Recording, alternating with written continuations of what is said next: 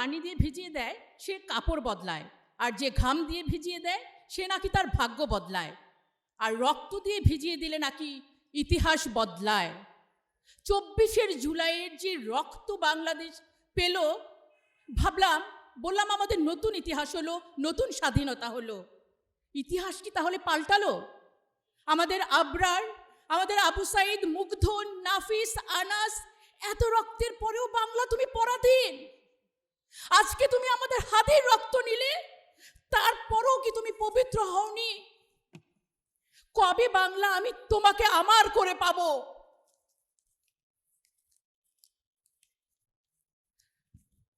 দেখেন, আমরা গান শুনেছি, 30 বছর ধরেও আমরা স্বাধীনতাটাকে খুঁজছি। আমাদের হাদির বয়স 32 মাত্র, সে তো পুরোটা সময় জুড়ে স্বাধীনতাটাকে খুঁজল, আর আমরা তো 55 বছর ধরেই খুঁজছি, কিন্তু পেলাম কোথায়? আমাদের হাদি স্বতন্ত্রভাবে নির্বাচন করতে চেয়েছিল। আমি স্বতন্ত্র শব্দটার প্রতি আপনাদের গুরুত্ব আরোপ করছি। তিনি অন্য কোনো আদর্শের প্রতি কিন্তু শ্রদ্ধা করতে পারেন নাই।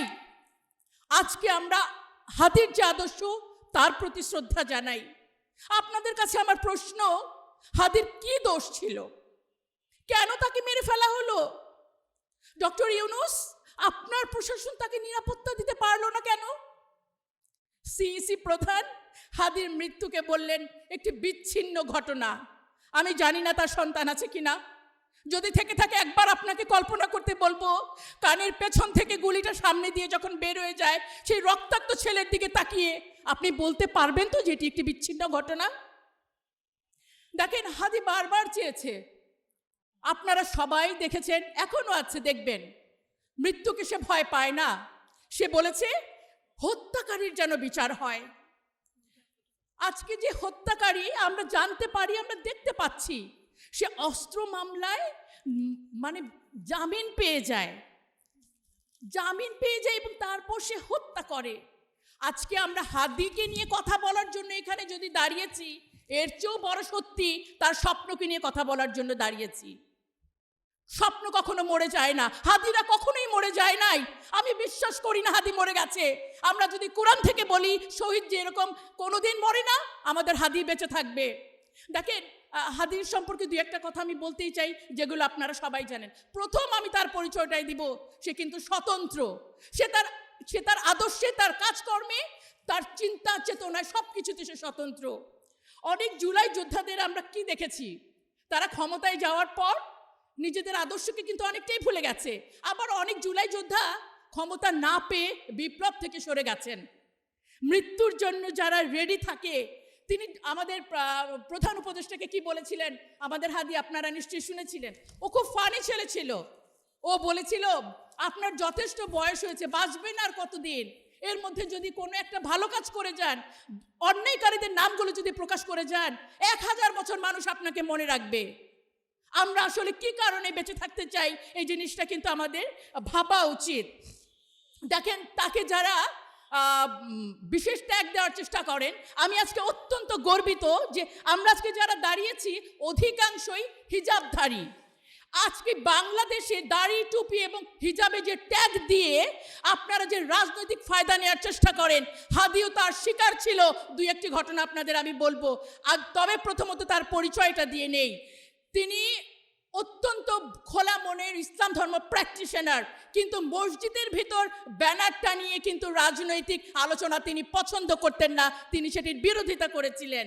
ইনসাফের রাষ্ট্র সে চেয়েছিল, এটাই তার অপরাধ। দেখেন, আপনারা ফেসবুকে দেখতে পাবেন কথাগুলো বলা আছে যে মির্জা আব্বাসের সাথেও তার কিছু কথোপকথন আছে। সেখানে এরকম বলা যে তুমি ইলেকশন কেন করবা, যে আমি তো পলিসি নির্মাণ করতে চাই। তুমি পলিসি নির্মাণ করবা, তোমার অভিজ্ঞতা আছে কিনা? তুমি তো এখন পর্যন্ত ওয়ার্ড কমিশনারই হও নাই।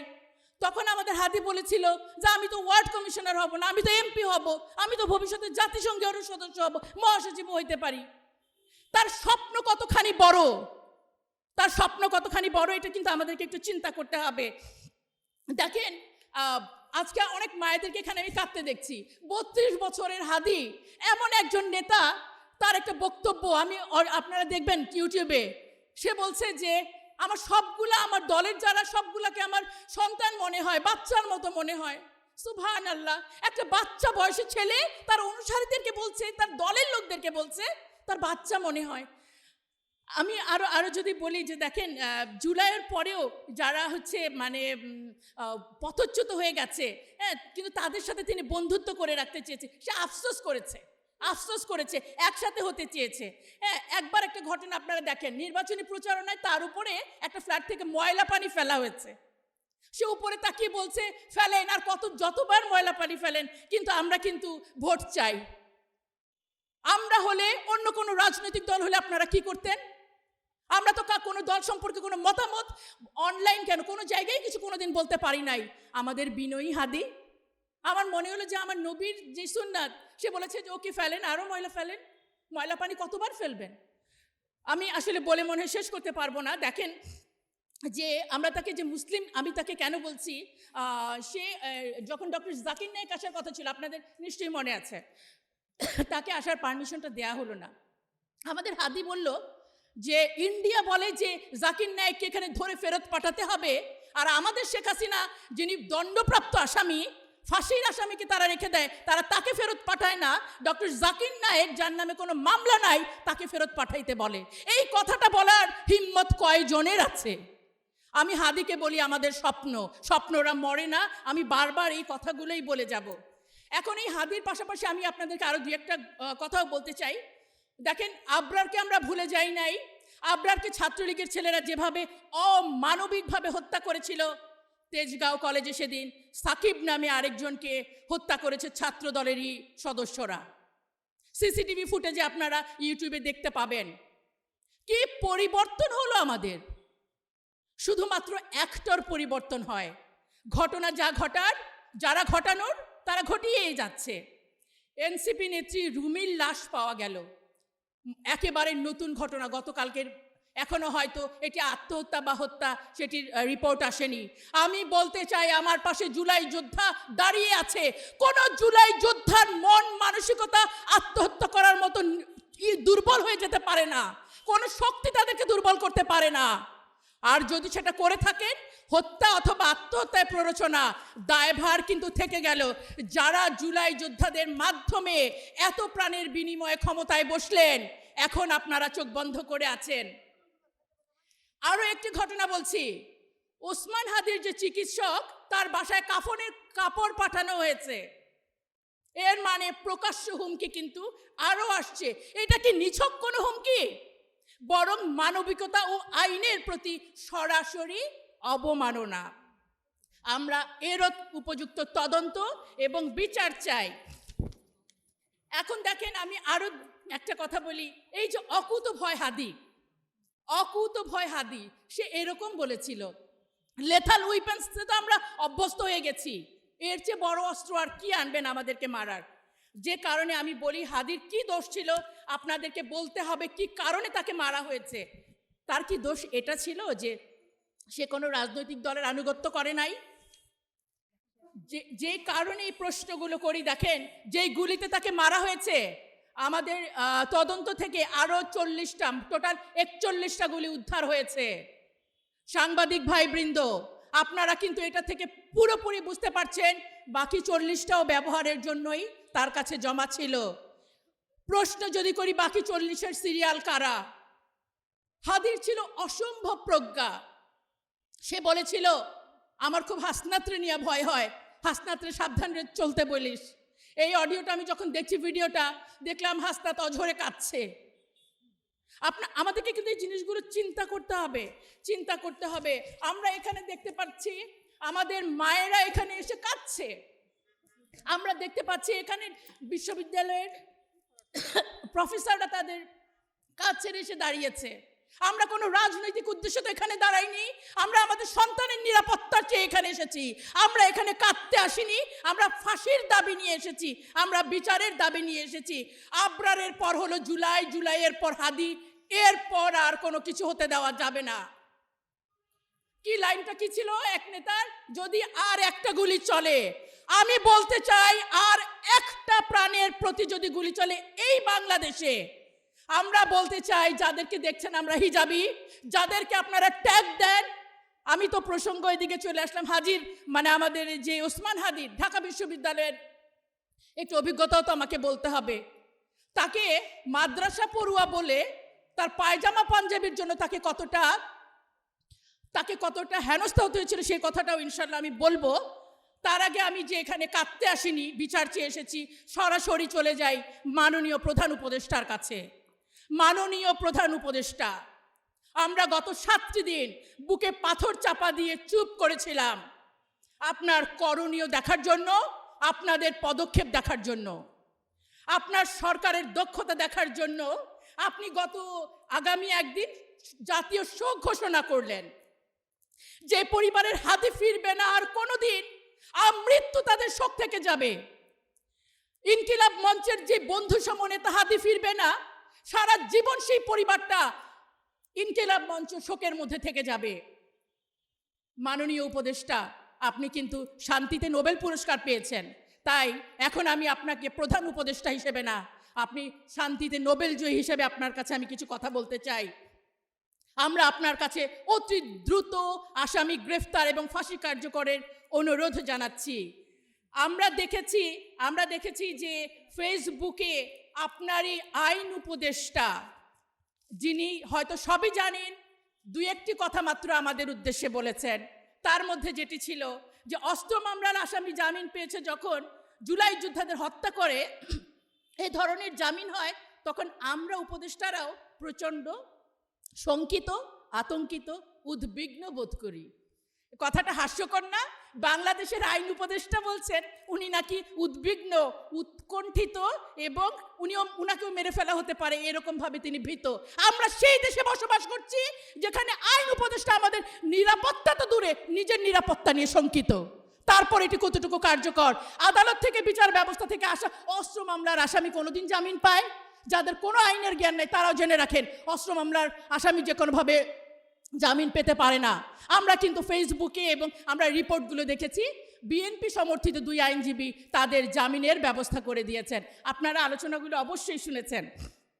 আমি সুস্পষ্ট দাবির বিষয়ে একটু পর বলছি। আমি আরও 2-1জন উপদেষ্টার কথা একটু বলতে চাচ্ছি।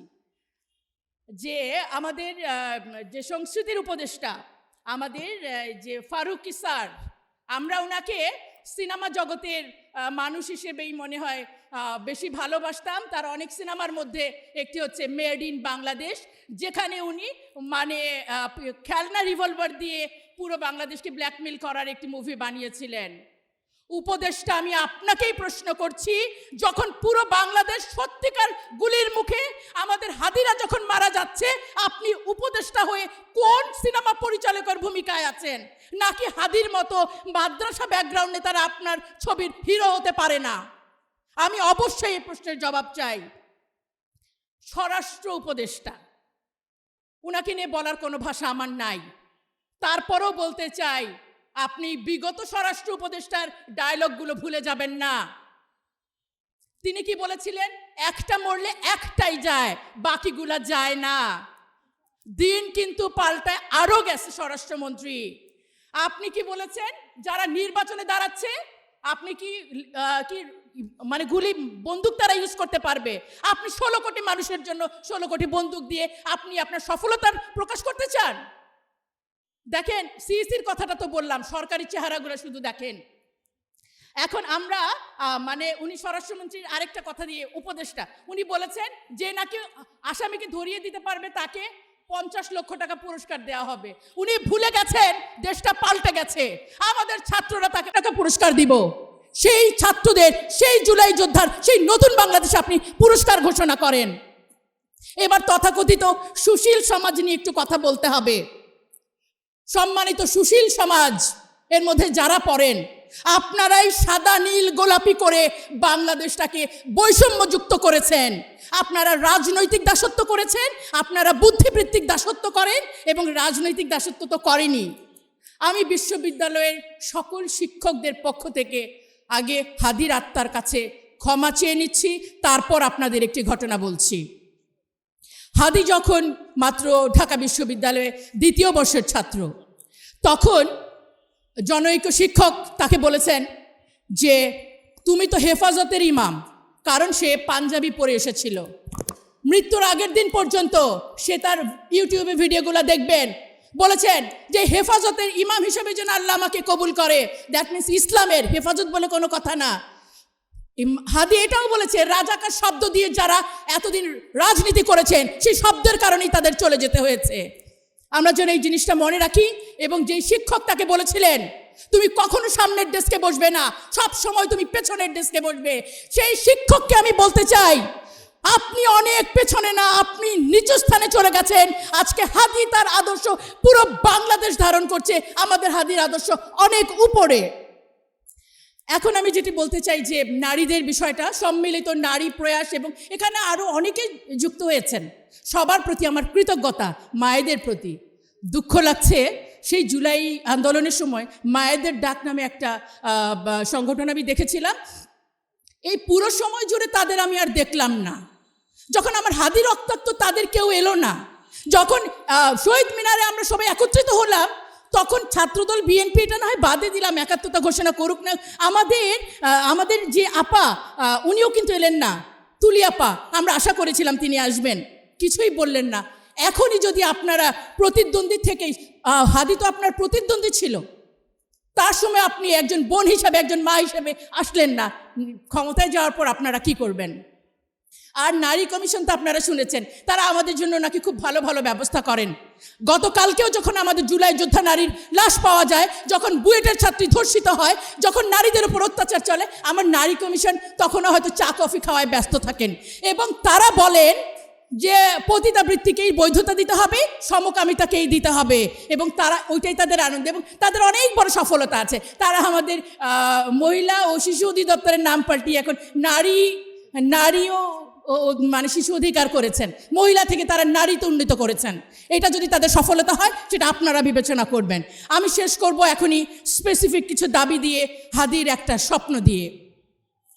মাননীয় উপদেষ্টাগণ, আমার এর চেয়েও বেশি সম্মানিত দেশের জনগণ, বিচারের দায়ভার আর বিচার বিভাগের উপর রেখে আমরা আস্থা পাই না। আমরা বলতে চাই হত্যার বিচার করতে হবে। হাদির চাওয়া যেটি ছিল শেষ, যে হত্যাকারীর বিচার, আমরা সবাই সেটাই চেয়েছি। হত্যাকারীদেরকে গ্রেফতার করে অতি দ্রুত দৃষ্টান্তমূলক শাস্তি নিশ্চিত করুন। হত্যার নির্দেশদাতা কারা ছিল সেটি নিশ্চিত করুন, সেটি দেশীয় অথবা আন্তর্জাতিক হোক, তদন্ত করে সেটিকে নিশ্চিত করুন। অস্ত্রসহ মামলায় যারা আসামিকে জামিন দিল তাদের বিরুদ্ধে তদন্ত করে ব্যবস্থা নিন, এবং অন্যান্য জুলাই যোদ্ধাদেরকে আপনাদের নিরাপত্তা নিশ্চিত করতে হবে, সেটি আপনাদের দায়িত্ব। এবং সবশেষ, নির্বাচনের যদি নিরাপদ পরিবেশ সৃষ্টি করতে না পারেন, জনগণের ওপর ছেড়ে দেন। আমাদের প্রত্যেকে এই কথাটি বলেছে। আমরা হাদির স্বপ্ন নিয়ে, আমরাই যোদ্ধা, আমরা আমাদের দেশ, আমরা এখনো স্বাধীন না। বারবার এক একটা রাজনৈতিক দল এই দেশটাকে পার্সোনাল প্রপার্টি করে ফেলেছেন। এখন নেকাব বলেন, হিজাব বলেন, মাদ্রাসা বলেন, আমরা হাদির স্বপ্নে উজ্জীবিত। আমরা সবাই বাংলাদেশকে সত্যিকার সার্বভৌমত্বের স্বাদ নিয়ে ছাড়বো, এবং ইনশাল্লাহ আমরা নারীরাও আমরা পথে থাকবো আমাদের সন্তানদের নিরাপত্তার জন্য। আপনাদের সবাইকে অনেক ধন্যবাদ। আসসালামু আলাইকুম ওয়া রাহমাতুল্লাহি ওয়া বারাকাতুহু। অসংখ্য ধন্যবাদ। আমাদের মাঝে এতক্ষণ বক্তব্য রাখলেন সম্মিলিত নারী প্রয়াসের সভানেত্রী ডক্টর শামীমা তাসনিম, প্রফেসর, লোকপ্রশাসন বিভাগ, শাহজালাল বিজ্ঞান প্রযুক্তি বিশ্ববিদ্যালয়। আমি আজকের মানববন্ধনের সমাপনী ঘোষণা করছি। এই মানববন্ধন থেকে আমরা আবারও স্পষ্ট করে জানাচ্ছি, শহীদ ওসমান হাদির হত্যার বিচার নিয়ে কোনো টালবাহানা জনগণ মেনে নেবে না। দ্রুত সময়ের মধ্যে দোষীদের গ্রেফতার, বিচার সম্পন্ন এবং ফাঁসি কার্যকর না হলে এবং আন্দোলন আরও কঠোর রূপ নেবে। আমাদের সকল জুলাই যোদ্ধাদের নিরাপত্তা নিশ্চিত করতে হবে। ন্যায় বিচার নিশ্চিত না হওয়া পর্যন্ত আমাদের এই লড়াই চলবে। উপস্থিত সবাইকে জানাচ্ছি সম্মিলিত নারী প্রয়াসের পক্ষ থেকে আন্তরিক কৃতজ্ঞতা। আসসালামু আলাইকুম ওয়া রাহমাতুল্লাহ।